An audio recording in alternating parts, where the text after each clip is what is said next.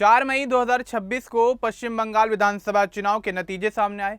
विधानसभा चुनाव में बीजेपी ने शानदार प्रदर्शन करते हुए 207 सीटों पर प्रचंड जीत हासिल की। टीएमसी महज 81 सीटों पर सिमट गई। ममता बनर्जी खुद भवानीपुर सीट पर शुवेंदु अधिकारी से हार गईं। इस बड़ी जीत के बाद बंगाल बीजेपी अध्यक्ष समीक भट्टाचार्य ने एक दिलचस्प बयान दिया। उन्होंने कहा कि अनुपम खेर के सिर पर फिर से बाल आ सकते हैं, लेकिन सत्ता में टीएमसी की वापसी कभी नहीं हो सकती। समीक भट्टाचार्य का यह बयान सोशल मीडिया पर काफ़ी तेज़ी से वायरल हो गया। बॉलीवुड के वेटरन एक्टर अनुपम खेर ने तुरंत इसका जवाब दिया। उन्होंने कहा, अरे भैया जी, मैंने आपका क्या बिगाड़ा है? क्यों आप चाहते हो कि मेरे सिर पर बाल आ जाएं? मौजूदा हालात में मैं जन्मों तक नहीं चाहूँगा। जय श्री राम। इस जवाब के बाद सोशल मीडिया यूजर्स ने ढेर सारे मज़ेदार कमेंट किए। किसी ने लिखा कि समीक बाबू को गलतफहमी होती है।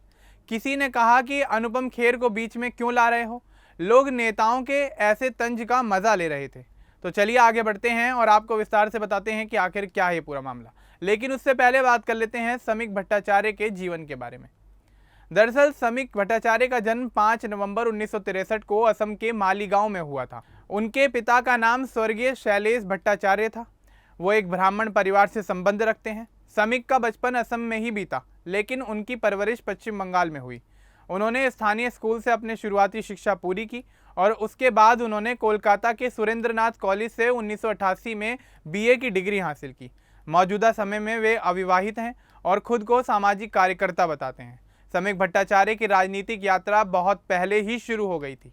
मात्र 8 साल की उम्र में 1971 में वो आरएसएस यानी राष्ट्रीय स्वयंसेवक संघ से जुड़ गए थे। 1980 की शुरुआत में वे बीजेपी में शामिल हो गए। हावड़ा के मंदिरतला इलाके में वे आरएसएस की शाखाओं में नियमित जाया करते थे। उन्होंने एबीवीपी यानी अखिल भारतीय विद्यार्थी परिषद के माध्यम से सक्रिय राजनीति शुरू की। करियर के दौरान समीक भट्टाचार्य ने बीजेपी युवा मोर्चा में कई पद संभाले।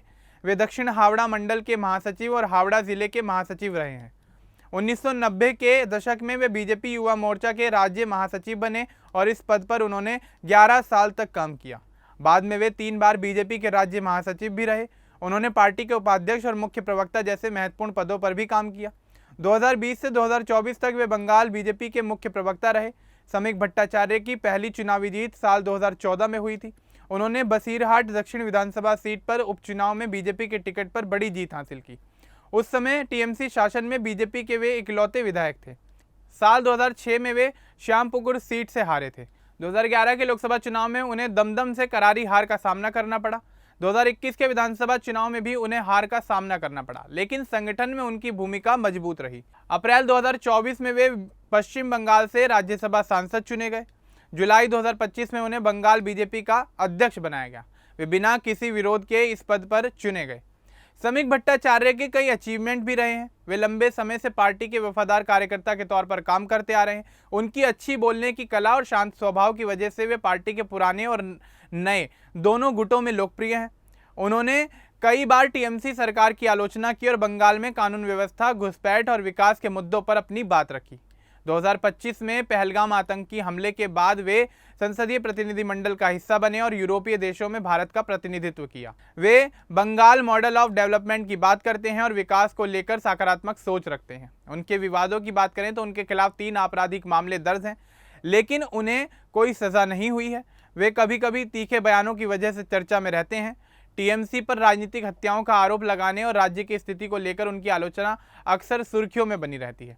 फिर भी वे पार्टी में सभी के साथ अच्छे से संबंध बना के रखते हैं। अब बात कर लेते हैं उनसे जुड़े हुए ताज़ा मामले की। तो आपको बता दें कि 4 मई 2026 को पश्चिम बंगाल के चुनावी नतीजों के बाद समीक भट्टाचार्य का अनुपम खेर पर कसा गया तंज अब चर्चा का विषय बन गया है। मामला बंगाल की राजनीति में बीजेपी की बड़ी जीत की खुशी को दिखाता है। बीजेपी अब असम और पुडुचेरी में भी सरकार बना रही है। बंगाल में मुख्यमंत्री पद के लिए शुवेंदु अधिकारी, समीक भट्टाचार्य समेत कई नामों की चर्चा है। 9 मई को नई सरकार का शपथ ग्रहण समारोह होना है। समीक भट्टाचार्य की पूरी जीवन यात्रा आरएसएस से शुरू होकर आज बंगाल में बीजेपी के सबसे बड़े पद तक पहुंच गई है।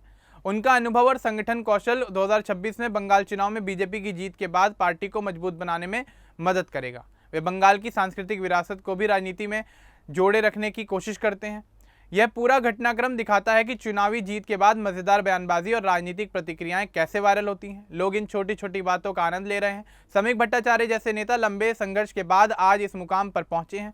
उनकी कहानी युवा कार्यकर्ताओं के लिए एक प्रेरणा है। ताज़ा जानकारी के अनुसार बीजेपी जल्दी मुख्यमंत्री चेहरे का ऐलान कर सकती है। समीक भट्टाचार्य पार्टी संगठन को और मजबूत करने पर फोकस कर रहे हैं। बंगाल में नई सरकार के आने से विकास और कानून व्यवस्था पर काम तेज होने की संभावनाएं जताई जा रही हैं।